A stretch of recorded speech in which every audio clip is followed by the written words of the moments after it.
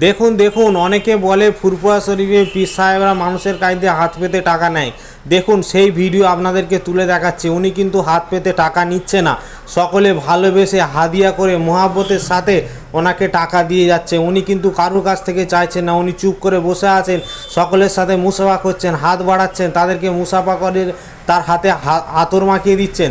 তারপরে দেখুন মানুষ পকেট থেকে টাকা বার করে ওনাদেরকে দিয়ে যাচ্ছেন। এটা হাত পেতে টাকা চাওয়া নয়, এটাকে হাদিয়া বলে।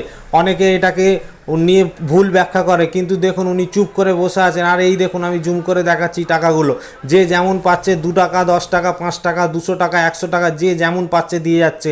উনি চুপ করে বসে আছেন এবং ভক্ত মুরিদরা, দাদা পীরের ভক্ত মুরিদরা ওনাকে টাকা দিয়ে যাচ্ছেন। আর উনি কিন্তু সকলের কাছ থেকে টাকা নিচ্ছেন এবং সেটা পাশে রেখে দিচ্ছেন, এবং পরবর্তীকালে ওই টাকা নিয়ে আমরা দেখলাম, পরবর্তীকালে ওই টাকা নিয়েই তিনি সকলকে চা খাওয়াচ্ছেন এবং মেহমানদারি করছেন এবং সকলের হাতে আতর মাখিয়ে দিচ্ছেন। যারা ভুল ব্যাখ্যা করেন তারা আজকে দেখে নিন, ফুরফুরা শরীফে পীর সাহেবরা কিন্তু টাকা হাত পেতে নেয় না। ওনারা বসে আছেন, মানুষ ওনাদেরকে হাদিয়া দিয়ে যাচ্ছেন আর উনি সকলের হাতে আতর মাখিয়ে দিচ্ছেন।